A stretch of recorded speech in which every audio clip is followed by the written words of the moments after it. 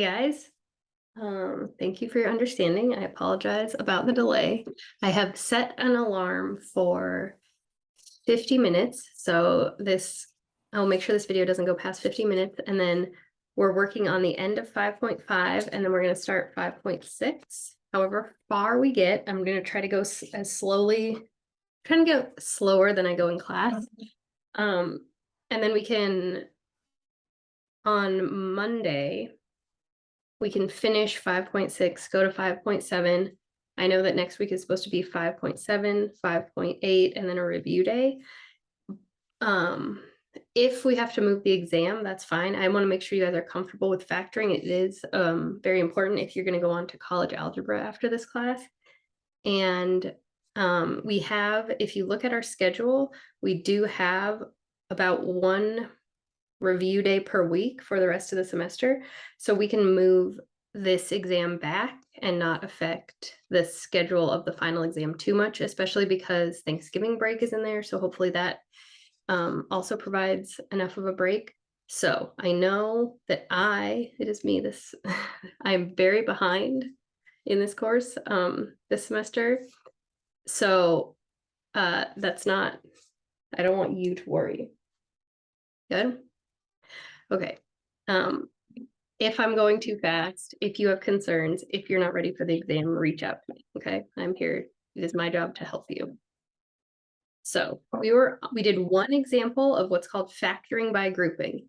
And what happens with factoring by grouping is you have 4 terms and there is no common factor to all 4 of the terms. So what we do is we break them into 2 groups.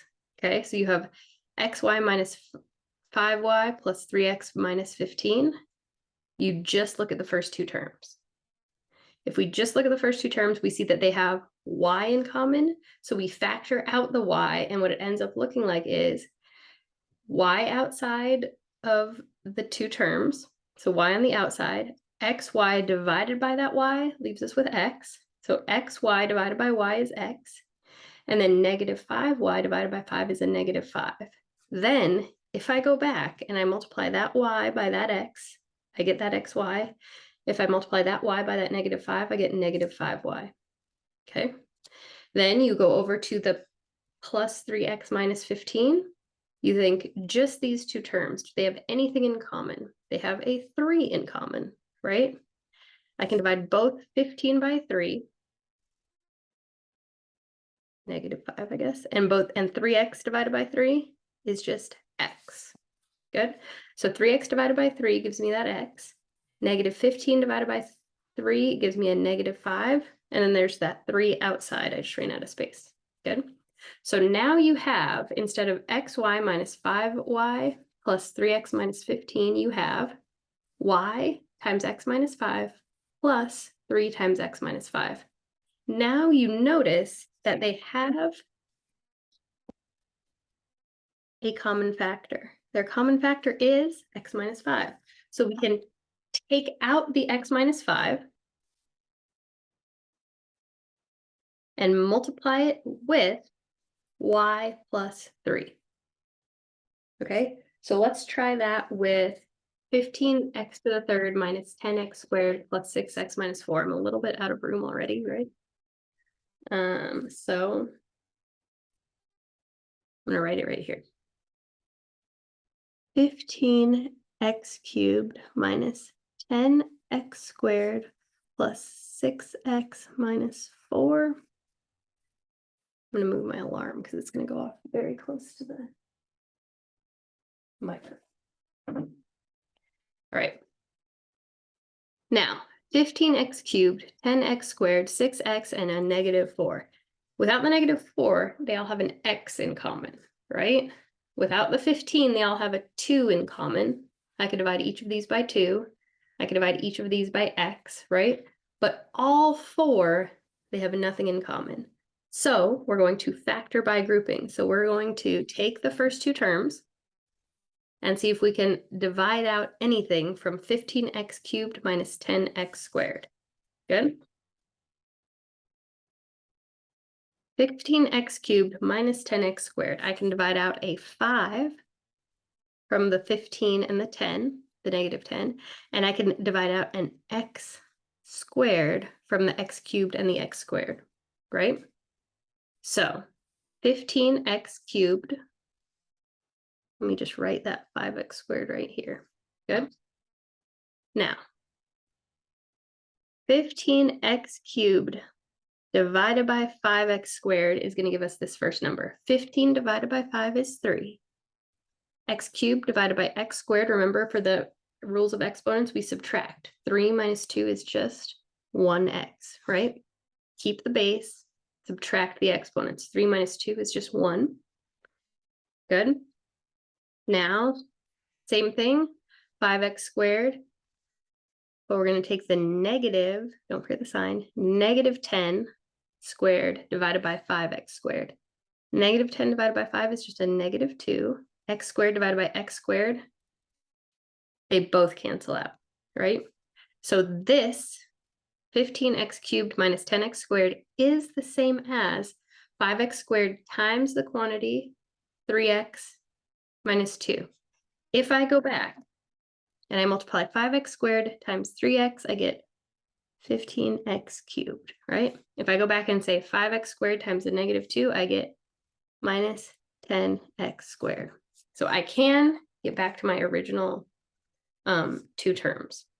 So I know this is equal to this. Now let's go on to the other two. We've done this one. I have a positive 6x and a negative 4. What I want, if you notice here, what I want is for both terms to have, for both parts to have the same binomial, right? To make sure you get the same binomial, you need to make sure that this first term, this is a positive 5x squared, here's a plus sign. So I know this plus sign needs to be kept. So this is not gonna, I'm not gonna divide this by, this is never gonna be negative. If this is a positive right here, then the number I'm gonna divide the 6x and the 4 by is gonna be a positive number as well. So all that to say, whatever your sign is between those two terms, the 4 terms, keep the sign, okay? If it's a minus, make it a minus. If it's a plus, make it a plus. Now just look at 6x minus 4. 6x minus 4, I can divide them both by, I think only 2, right? 2 is the greatest common factor of 6x and a negative 4. So let's look. Oh, sorry, I forgot to write the 2. So we have a plus 2. It's a positive 2 because of that plus sign, okay? 6x divided by 2. 6 divided by 2 is 3. X divided by 2 is x, because there are no x's down here, okay? Last one. Negative 4, don't forget the minus sign. Negative 4 divided by 2. Negative 4 divided by 2 is a negative 2. Good. If I were to go back,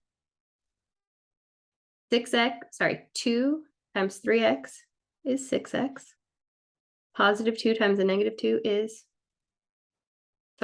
positive 2 times a negative 2 is a negative 4. So I can see that I have those same terms again, just a different way to write it, okay? So the 15x cubed minus 10x squared became 5x squared times 3x minus 2. The 6x minus 4 became 2 times 3x minus 2. I did not change, right? This shows I did not change the value of them. I just changed from standard form to factored form. Now that I have it as, these are two terms, believe it or not, these are two terms in factored form because a term is separated by plus or minus. So I just have the term, because it's all being multiplied, or this term, okay?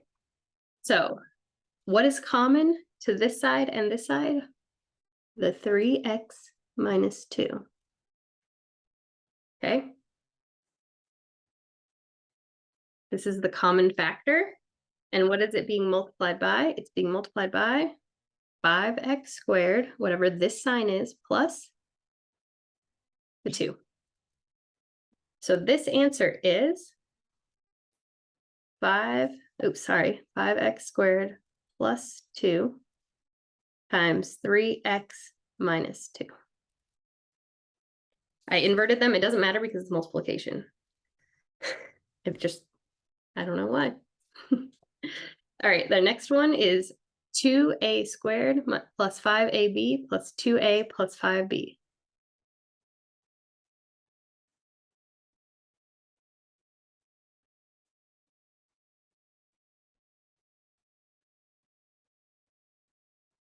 Why can't I write anything, you know?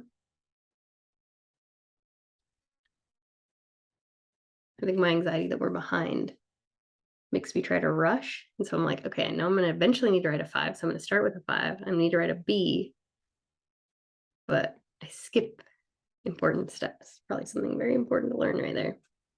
All right, same thing we did here. Same thing we did here. We are doing here. We have 4 terms. There are no common factors. These two have the 2 in common. These two have the 5 in common. These two have a b in common. These two have an a in common. These 3 have an a in common, right? But no common factor to take out of all of them. So something else. Well, we don't need to talk about that. All right, just take your first 2 terms. What I was going to say is it doesn't matter what order you're in. You could take the 2a squared plus 5b plus 2a plus 5ab. It doesn't matter that these 2 are the first ones. You just need 2 terms. Okay. So don't overthink the order. Like, are they in the right order? I would rather take the 2a squared and the 2a. You can. Okay. Doesn't matter the order. You're pulling common factors out, and you will be able to, no matter the order they are in. All right. 2a squared plus 5ab. What is common to both of those? 2 and 5, they are both prime, right? Because the only factors of 2 are 2 and 1. The only factors of 5 are 5 and 1. So there are no there's not going to be any numbers. A squared and AB means I can factor out 1a only, right? That a comes down here. And then we carefully go through 2a squared divided by a, 2a squared divided by a, the 2 remains. A squared divided by a means keep the base, subtract the exponents, so it's a to the first, or just a. And then we have a positive 5ab divided by a. The 5 stays the same because there are no numbers we're dividing by. A divided by a cancels, right? So we're just going to call it b.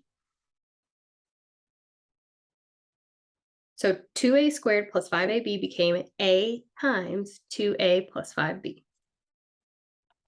Again, very important that you keep this sign true, okay? It was plus up here, it's gonna be plus down here, so that if you made it a negative, you might get negative 2a minus 5b, and that's not the same terms, okay? 2a plus 5b. Uh-oh.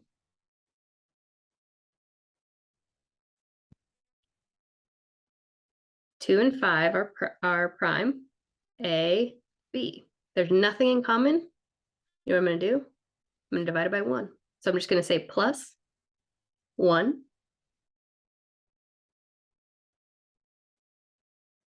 2a divided by 1 is 2a.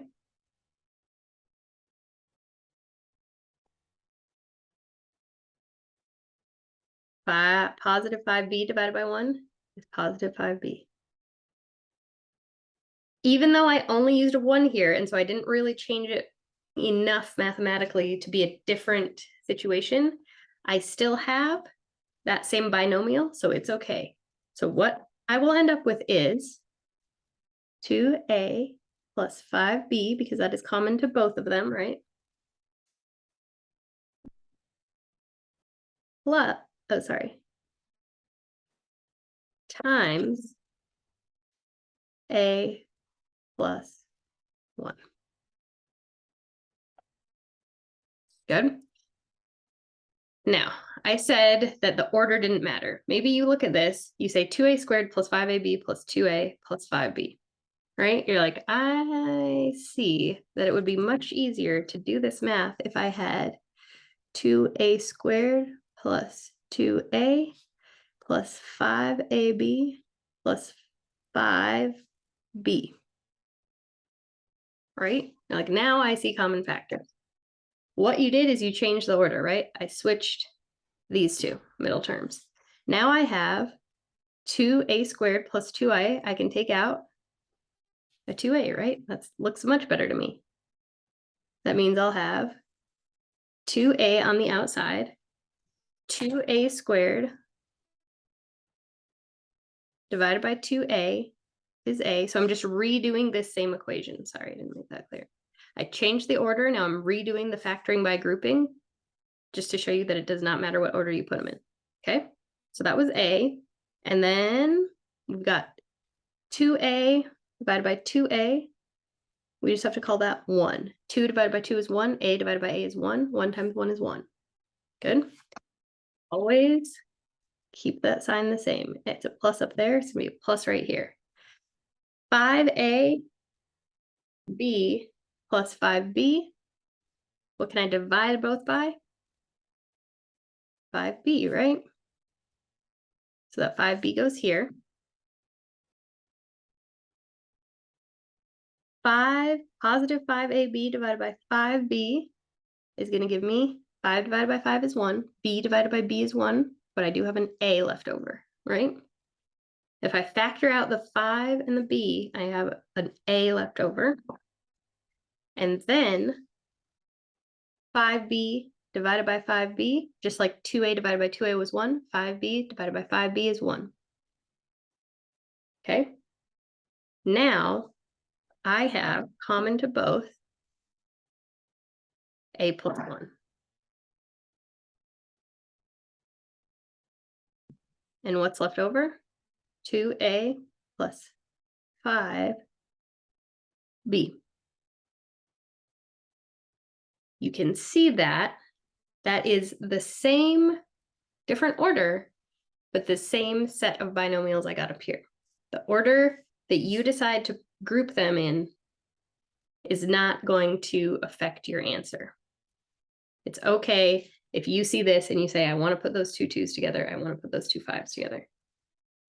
You will get the same answer as if you just started with what they gave you.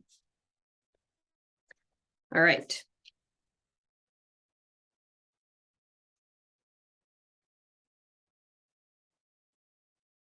So that was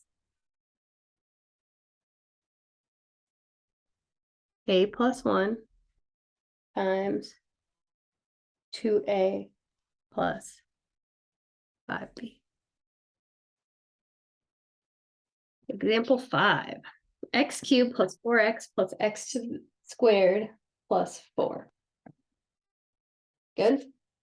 Anything common to all 4 of these terms? If not, we factor by grouping, okay?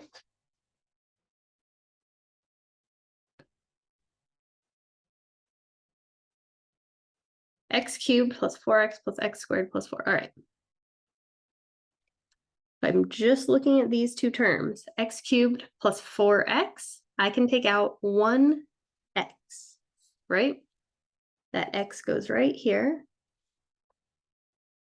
X cubed divided by x becomes x squared, right?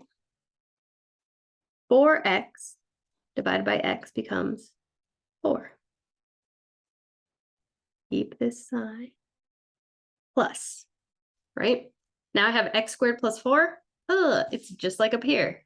2a and 5b. There's not going to be anything I can pull out, so I'm just going to say divide by 1. That doesn't mean don't write anything here. It means write a 1 here, okay? And then x squared divided by 1 is x squared. Positive 4 divided by 1 is a positive 4. So you can see that even though we did not take anything out, we just put a 1 there and wrote those same two terms. Now, because of that 1, we can factor out x squared plus 4. What are we left with after we factor out the x squared plus 4? We have the x plus 1. Good. Another thing you can do is to check your answer, you can FOIL it, back out. first, x squared times x. X to the third, right? Outside, x squared times 1 is x squared. Inside, 4 times x, 4x. And last, 4 times 1 is 4. So I take those three terms, x cubed plus x squared plus 4x. If any of them were negative, we would put a minus, right? But we're just adding them. Plus 4. Do I have the same value as I started with? Here's my x cubed. Here's my x squared. Here's my 4x. Here's my 4. It's a different order, right? Those two are flipped.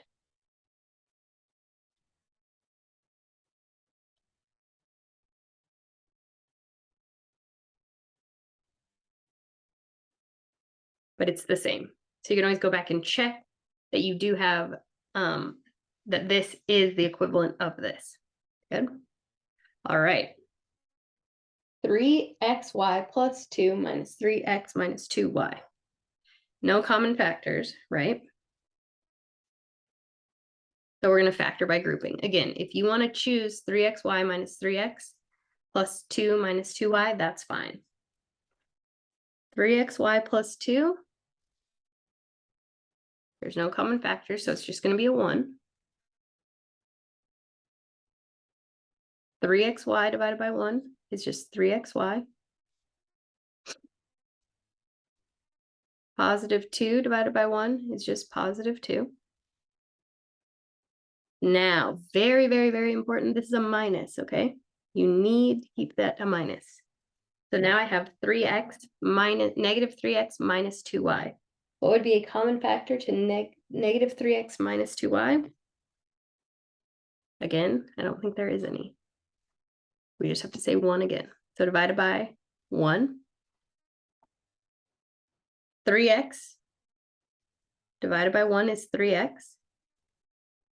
Oh, sorry. Negative 3x divided by negative 1.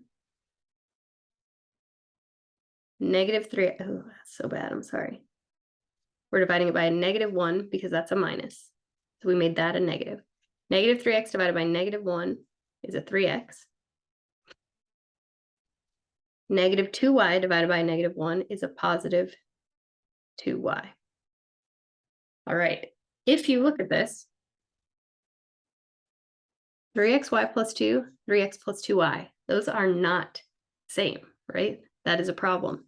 You can go back, you can try it a different way. So I can say 3xy minus, I know it's hard to see because I wrote all over it, 3x plus 2 minus 2y, right? Maybe I'll find a better pattern if I put the 3's together and the 2's together. 3xy minus 3x, I can take out a 3x, right? That 3x will go right here. When I take 3xy divided by 3x, I'm left with a y. When I take negative 3x divided by 3x, I get negative 1, because negative 3 divided by 3 is a negative 1. X divided by x leaves you with nothing. Now that's no longer a minus, that's now a plus. Plus 2 minus 2y, I can divide it by 2, right? 2 divided by 2 is 1. Negative 2y divided by 2 is a negative y.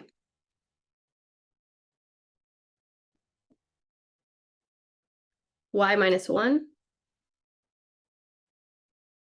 1 minus y. Are those the same?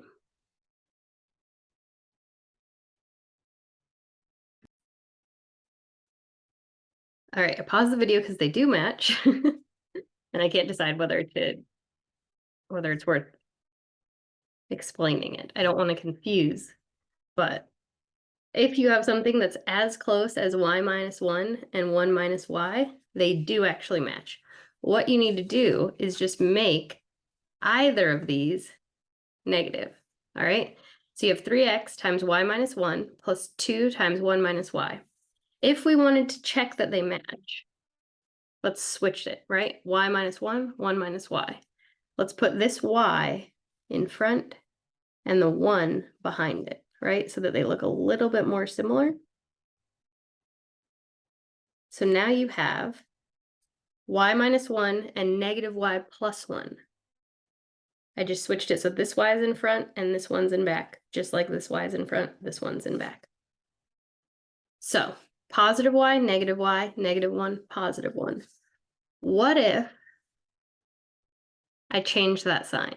What if I change that sign? Negative y plus 1. What does that mean I did? That means that instead of a negative 3, instead of a 3x times y, if it's a negative 3x times a negative y, I will still get that 3xy. Negative 3 times a positive 1 will still give me that negative 3x. Okay, so if I want this to match this, that means I have to change these signs. So I change this sign out in front too. Plus 2 negative y plus 1.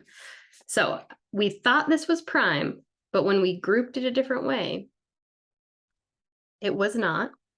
So you can always try that. But the intention of this example was not to overcomplicate it. It was to show you that it's prime, okay? So sometimes these will not match. Right here, this does not match, that's prime. If they're close to matching, I suggest changing all of the signs of one of them, right? If I want this to be plus, this to be minus, then I make this a minus. But that example should have been prime. I apologize. That's why I was paused it. I didn't know if I wanted to finish the example to show you that it is true, but I also don't want you to be confused. So don't overthink this last example. Now, we have about 20 minutes to start factoring trinomials. I would encourage you to pause, finish the 5.5 homework, and then come back to this whenever you're ready, sometime before Monday's class, okay? Again, I'm not trying to rush us. What we have been doing is just getting to know polynomials, right?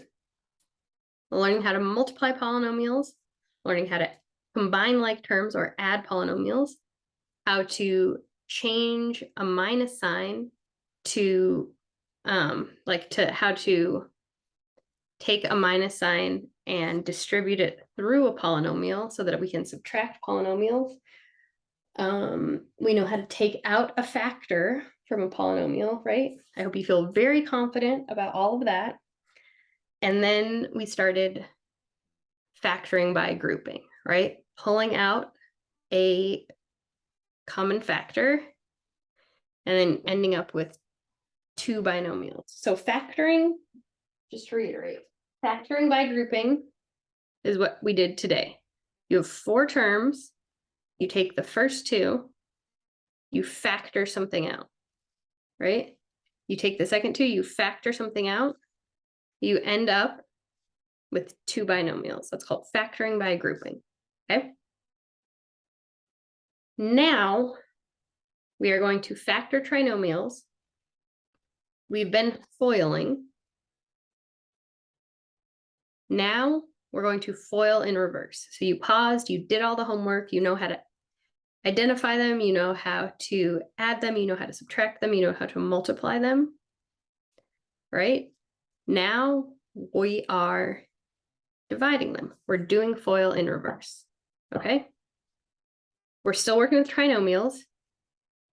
Ax squared plus bx plus c.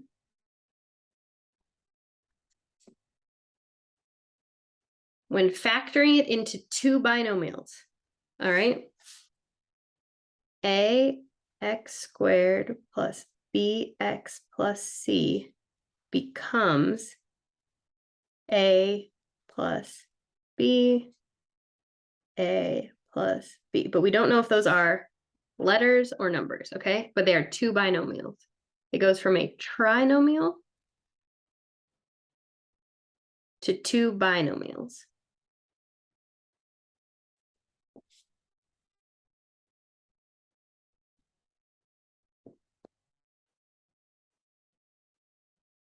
Okay? So it's the FOIL method in reverse because you see this and you end up with this, right? In our previous units or in our previous lessons. Now you're going to start with this, you're going to end up with this, and you're going to be very proud of yourself, I think. So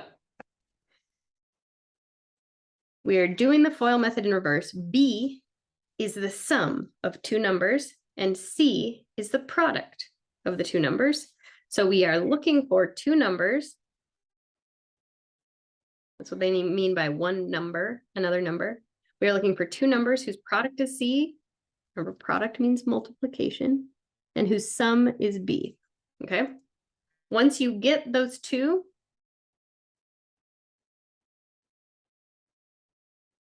check your answer by foiling it back.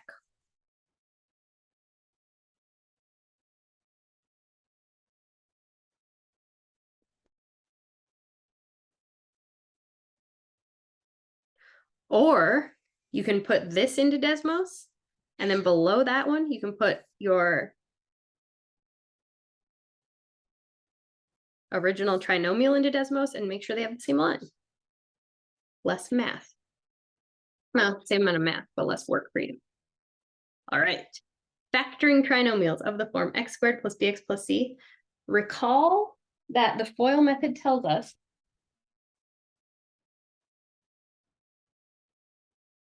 that x plus 2 times the quantity x plus 4 becomes x squared plus 4x plus 2x plus 8, right?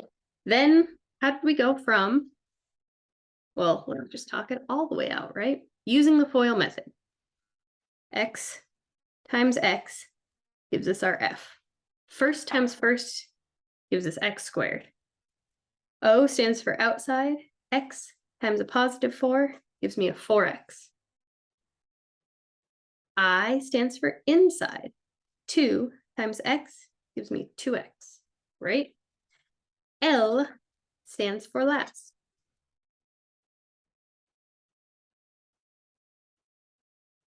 Two times 4 gives me the 8. So using the FOIL method, the quantity x plus 2 times the quantity x plus 4 is x squared plus 4x plus 2x plus 8. How did I go from x squared plus 4x plus 2x plus 8 to x squared plus 6x plus 8? Often, your two middle terms are going to be like terms. Positive 4x, positive 2x combined to 6x. So now I have x squared plus 6x plus 8. Okay? We found, if I was going backwards from x squared plus 6x plus 8, let's talk about the rule, okay? The rule is find two numbers whose product is C and whose sum is B.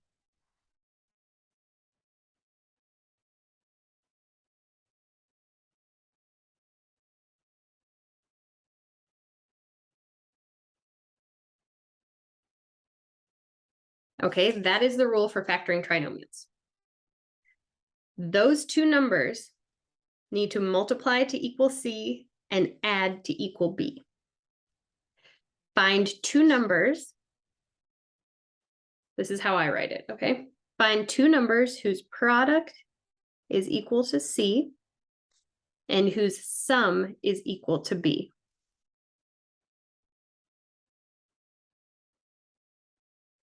Okay? In this example,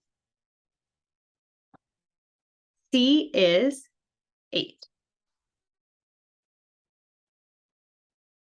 In this example, it looks like a B, but it's a 6. In this example, B is 6. Okay, so we have X as our first term in both of our binomials. X as our first term. Okay, and then we need one number and another number. That's what they're talking about right here. One number and another number who will multiply to C and add to B. X plus times X plus. That'll be a minus if they're negative, that's fine. But you're start each binomial with X and then find two numbers who multiply to C, add to B. Okay? And I just called them A, B because there's two terms. It'll more likely be X plus some number, X plus some number, right? Like they said. So we are finding two numbers whose product is 8 and whose sum is 6. Since 8 is positive and 6 is positive, we want to, well, I went too far ahead. All right. We want numbers whose product is 8. That means list the factors of 8, okay? 1 times 8, right? -1 times -8, because the sign is important. 8 times 1 is 8. -1 times -8 is 8. 2 times 4. -2 times -4. Anything else? Those are all the factor pairs of 8, right? There's no other two whole numbers that we can multiply to get 8. Now, those are all the factors of 8. I want to check each of those pairs to see if they add to 6. 1 plus 8 is 9. -1 plus -8 is -9. 2 plus 4 is +6. -2 plus -4 is -6. Did I find two numbers whose product is 8 and whose sum is 6? Yes. It's the pair 2 times 4. That means, right, X plus some number plus X plus another number, X plus 2 or 4, X plus 4 or 2, doesn't matter.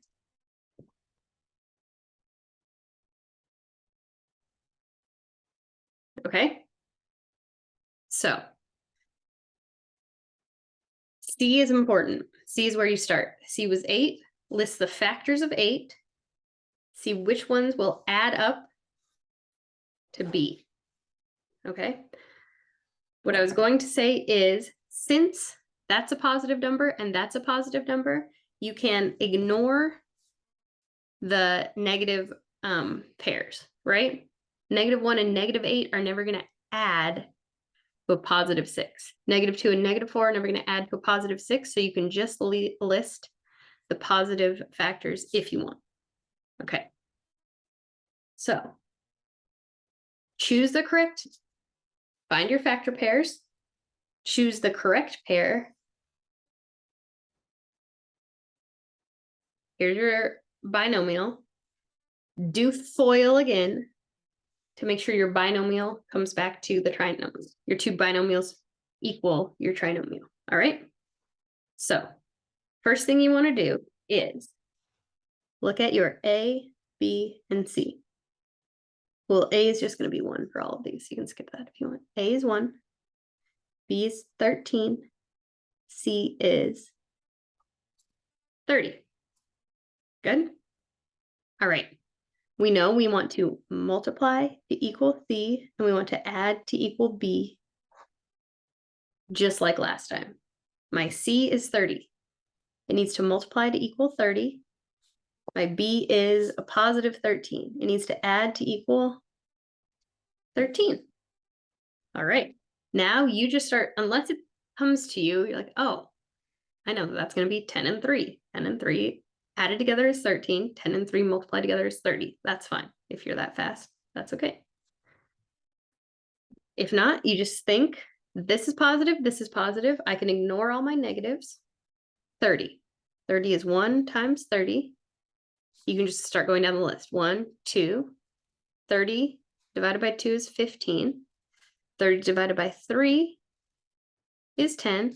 30 divided by 4, not a whole number, but you can check, right?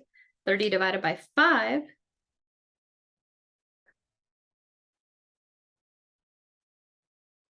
So this is what I did. 30, I know divided by 1 is 30. 30 divided by 2, 30 divided by 3, 30. And so that's how I got the 15.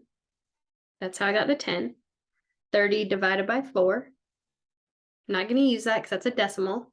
30 divided by 5, 6. 30 divided by 6. Oh, wait. That's already one of my answers, so I can stop.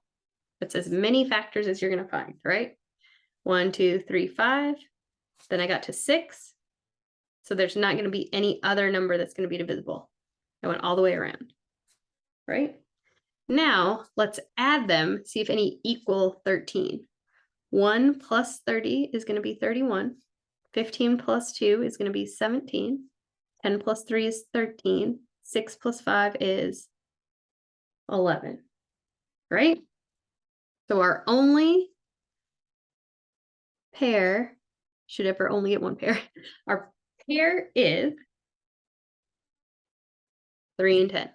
Positive 3, positive 10. X plus a number times x plus another number. Go ahead, FOIL it back out. X times x is x squared. X times 10 is 10x. 3 times x is 3x. 3 times 10 is 30. 10x and 30x, sorry, 10x and 3x become that 13x. X squared is there, 30 is there. So this, I FOILed back out to make sure it's equal to that. Good. All right. Let's go down. Okay. Here we have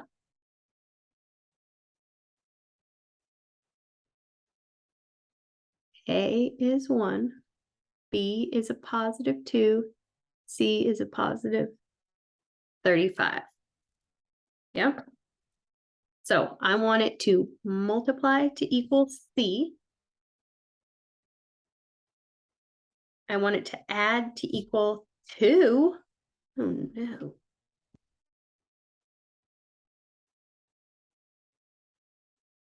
It's possible, right? All right, so let's just think about 35. 35 is 1 times 35. Can I take 35 and divide it by 2? No, because it is not an even number, right? Can I take 35 and divide it by 3?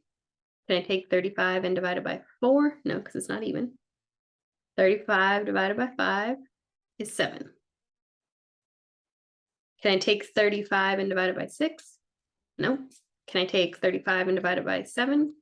Yes, I already found that one. So those are all my factor pairs of 35. If I combine them, do any of them add to 2? 1 plus 35 is 36. 7 plus 5 is 12, right? They do not, there is not a factor pair that multiplies to 35 and adds to 2. So just like last time, we call this prime. There are no 2 whole number binomials that this can be factored into. If you've checked them all and none fit, that you're going to multiply to equal C, add to equal B, you call it prime. Let's go to example number 3. X squared plus 11x plus 24. We have about 2 minutes left. All right. A is 1, B is 11, C is 24. Good? Okay. I want it to multiply to equal 24. I want it to add to equal 11. Now just start thinking of your factors of 24. 24 is 1 and 24. If I divide 24 by 2, I get 12. If I divide 24 by 3, I get 8. If I divide 24 by 4, I get 6, right? I can't take 24 and divide it by 5. If I take 24 and divide it by 6, I'm back to this pair. So those are all of my pairs. Do any of them add to equal 11? Since both of those are positive, I've ignored all my negatives, right? 24 and 1 is 25. 12 and 2 is 14. 8 and 3 is 11. 6 and 4 is 10.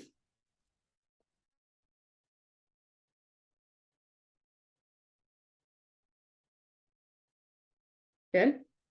So x squared plus 11x plus 24 factors to x plus 3 times x plus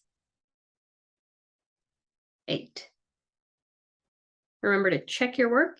X times x becomes x squared.